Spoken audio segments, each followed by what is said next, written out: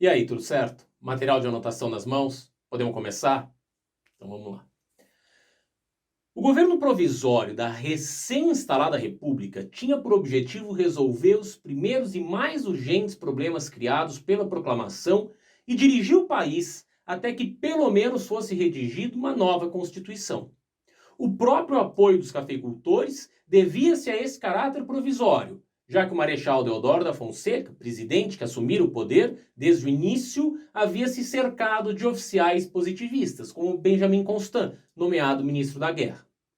Alguns problemas iniciais que afetaram o novo regime foram a falta de apoio da Marinha, ainda fortemente monarquista, e o excessivo autoritarismo de Deodoro. Por sua experiência no exército, que incluía a Guerra do Paraguai, e afeito à disciplina rígida, ele estava acostumado a dar ordens e a ser obedecido. Esbarrava, assim, em vários interesses civis, dificultando articulações políticas e inviabilizando consensos com os cafeicultores. Mesmo assim, cumprindo a função provisória, o governo Deodoro da Fonseca implantou as primeiras e mais urgentes medidas, que a gente vai numerar algumas delas aqui. Extinção das instituições imperiais, a convocação de eleições para a Assembleia Constituinte, o banimento da família imperial, a separação entre igreja e Estado, a grande naturalização, projeto que oferecia cidadania brasileira a todos os estrangeiros então residentes no Brasil. Outra importante medida do período foi a nomeação do intelectual baiano Ruy Barbosa, que viveu entre 1894 e 1923, para o Ministério da Fazenda. Apesar de ser um livre pensador, Ruy Barbosa defendia algumas ideias simpáticas ao exército, em geral, e aos positivistas, em particular. Sua atuação marcou o primeiro momento em que o governo brasileiro esboçou uma política industrialista. Os dois maiores obstáculos ao desenvolvimento industrial eram a falta de recursos e a grande demanda por moeda, associados à expansão do trabalho assalariado após a libertação dos escravos e a entrada maciça de imigrantes no país. Ruy Barbosa determinou a emissão de papel moeda, concedendo a alguns bancos privados esse direito, e criou leis para facilitar o estabelecimento de sociedades anônimas, ou seja, de empresas. Criou ainda um novo regime de taxas alfandegárias para encarecer os produtos estrangeiros e favorecer o surgimento de indústrias no Brasil. O resultado da emissão de grandes somas de papel moeda sem lastro foi um violento processo inflacionário, conhecido como crise do encilhamento, também caracterizado por uma febre especulativa, falência de indústrias recém-surgidas e desemprego. Tentando manter-se no poder, Deodoro da Fonseca e o grupo positivista retardaram ao máximo a instalação de uma Assembleia Constituinte.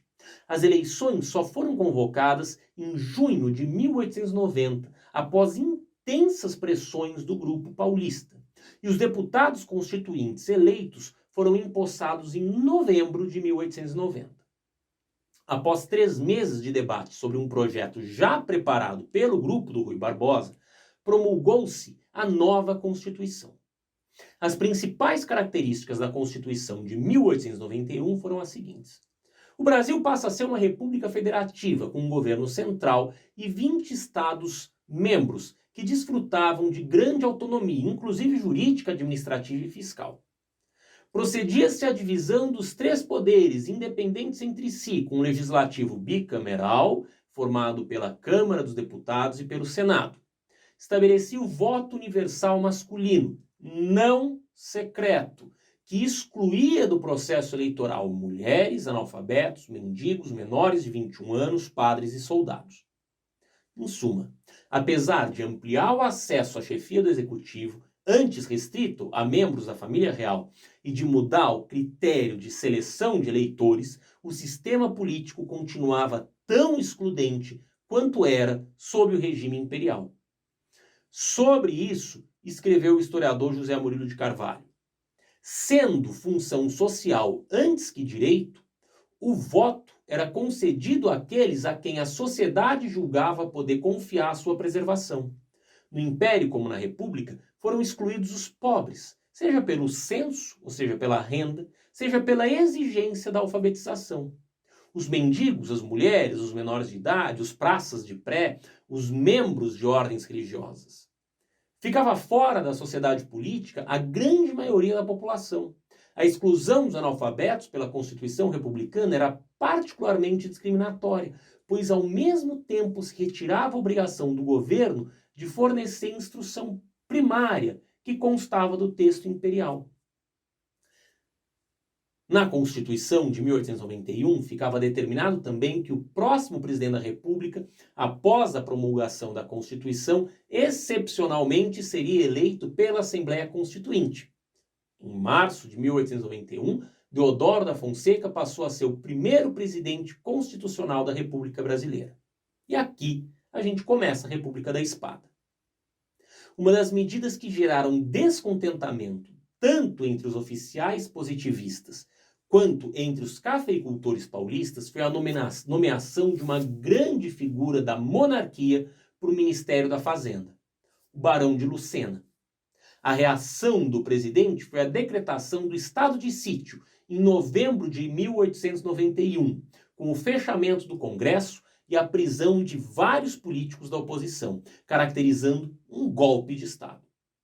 Alguns dos principais opositores, porém, tiveram uma atitude inesperada. Tendo escapado à prisão, articularam um enfrentamento ao golpe. O movimento se espalhou pelo país e até dentro do exército, sob liderança de Floriano Peixoto. Na Estrada de Ferro Central do Brasil, iniciou-se uma greve dos trabalhadores contrários ao golpe. No dia seguinte, a insatisfação da Marinha veio à tona, quando o almirante Custódio de Melo mandou apontar os canhões dos navios atracados na Baía da Guanabara para a cidade, ameaçando bombardeá-la e exigindo a renúncia do presidente. Deodoro da Fonseca cedeu às pressões e, em seu lugar, assumiu o vice-presidente, o Floriano Peixoto. Bastante hábil, diferentemente do Deodoro da Fonseca, Floriano Peixoto conseguiu articular em torno de si o apoio dos republicanos radicais, a ponto de florianismo poder ser considerado sinônimo de jacobinismo, e dos positivistas também. Embora também autoritário, ele procurou seguir a Constituição e conseguiu agradar a diferentes grupos políticos. Sua política econômica voltou-se tanto às pretensões sociais e populares do republicano radical, quanto para as ambições modernizadoras dos positivistas. O apoio dos cafeicultores, porta-vozes de um projeto republicano liberal, foi outra grande conquista do seu governo. Intimidados com as medidas de força de seu antecessor, tidas como ameaçadores à ordem republicana, acercaram-se de Floriano os cafeicultores. No início, sua ascensão ao poder foi vista como uma volta à normalidade, uma vez que o Congresso foi reinstaurado e o presidente suspendeu o estado de sítio. Os governadores que apoiaram o golpe de Deodoro da Fonseca foram substituídos por partidários de Floriano Peixoto, uma medida autoritária, mas bem recebida, pois representava a defesa da República. Nos primeiros dias de seu governo, Floriano Peixoto baixou uma série de medidas que beneficiaram a população mais pobre da capital federal, como a construção de casas populares, o que o tornou uma figura querida nos setores da sociedade do Rio de Janeiro, embora no restante do Brasil ele permanecesse pouco conhecido. Essas ações tiveram um papel importante para a sustentação do seu governo. A concessão de benefícios instituída por Floriano Peixoto caracterizou o paternalismo, uma relação política na qual se oferecem vantagens como se fossem um presente, sem, no entanto, permitir maior participação política. Nascia, então, uma prática política muito comum na história do Brasil republicano, o paternalismo, combinado à sujeição agradecida, um estilo governamental que seria muito aprimorado posteriormente, esvaziando qualquer ação política de maior envergadura e duração daqueles que poderiam pôr em xeque a ordem dos poderes estabelecidos.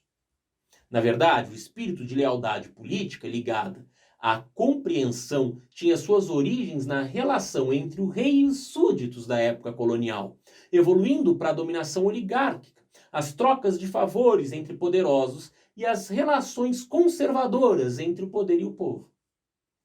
Paralelamente, Peixoto estimulava a indústria, com linhas de crédito abertas pelo Banco do Brasil. Apesar de Floriano Peixoto contar com o apoio do Congresso Nacional e de parte da sociedade brasileira, logo começou a enfrentar oposições. Pouco depois de ter assumido a presidência, um grupo de militares contestou a legitimidade do seu governo. Isso porque Deodoro renunciou antes de 2 anos no poder. E nesse caso, a Constituição previa uma nova eleição. Ou seja, se o presidente renuncia com menos da metade do mandato cumprido, o vice-presidente, no caso Floriano Peixoto, deveria ter convocado nova eleição, mas não foi o que aconteceu. Em abril de 1892, 13 generais do Exército redigiram um manifesto pedindo o afastamento do presidente e a realização de eleições. A reação de Floriano Peixoto foi pronta e dura, e os oficiais envolvidos foram afastados e presos com base no Código Militar, acusados de insubordinação. Nos estados, enquanto isso, as disputas políticas entre os grupos locais desestabilizavam o governo. No Rio Grande do Sul, a disputa envolvia o governo estadual, liderado por Júlio de Castilhos, da base de sustentação do presidente Floriano Peixoto e positivista, pois nesse sentido foi mais comum o positivismo entre os civis. A Castilhos e sua agremiação, o Partido Republicano do Rio Grande do Sul, o PRR, opunha-se Silveira Martins, líder do Partido Federalista, contrário à excessiva centralização política vigente no Estado. Em fevereiro de 1893, os federalistas se levantaram contra os republicanos e Floriano Peixoto assumiu a defesa do governador rio-grandense. Logo, o conflito local transformou-se em conflito nacional, já que os opositores de Floriano acabaram apoiando o movimento federalista. Tendo de um lado federalistas e de outro republicanos, a Revolução Federalista, como se tornou conhecida, ganhou uma nova dimensão e se expandiu para outros estados do Sul, em decorrência da eclosão de outra revolta, a Revolta da Armada. A nova Revolta da Armada eclodiu no Rio de Janeiro em setembro de 1893, desencadeada por uma situação política peculiar. A Marinha, abrigando tendências monarquistas em seu corpo de oficiais, contava ainda com o republicanismo de alguns oficiais que apoiavam as pretensões políticas do almirante Custódio de Mello, que desde 1891 queria a presidência. Repetindo o episódio da revolta de 1891, os oficiais da Marinha dirigiram os canhões para a cidade do Rio de Janeiro, exigindo a renúncia de Floriano Peixoto, que, ao contrário do que fez o Deodoro da Fonseca, resistiu. Entre setembro de 1893 e março de 94, a capital foi constantemente bombardeada pelos canhões dos poderosos navios da Marinha, enquanto o exército e as fortalezas em terra respondiam ao ataque. Em meio à destruição provocada pelo fogo cruzado, a população fugia para o interior, enquanto alguns batalhões de voluntários protegiam as praias para evitar o desembarque dos rebeldes. Em novembro de 1893, as tropas federalistas gaúchas avançaram sobre Santa Catarina, encontrando-se em Desterro, capital do estado, com destacamentos navais revoltosos. A Revolução Federalista unia-se à Revolta da Armada, e em janeiro do ano seguinte os rebeldes já chegavam ao Paraná, tomando a capital, Curitiba. Os revoltosos, porém, foram vencidos pelas tropas florianistas no Paraná. A chegada de reforços paulistas possibilitou o início da contraofensiva que expulsou os rebeldes federalistas para o sul, sendo reconquistada a cidade de Desterro, daí em diante chamada de Florianópolis. No Rio de Janeiro, os navios de guerra recém-comprados por Floriano Peixoto derrotaram os últimos navios ainda sublevados, levando à rendição dos rebeldes da Marinha no início de 1894. Fracassavam as revoltas e Floriano iria governar até o último dia do seu mandato. Mas isso já é assunto para uma próxima aula. Até mais.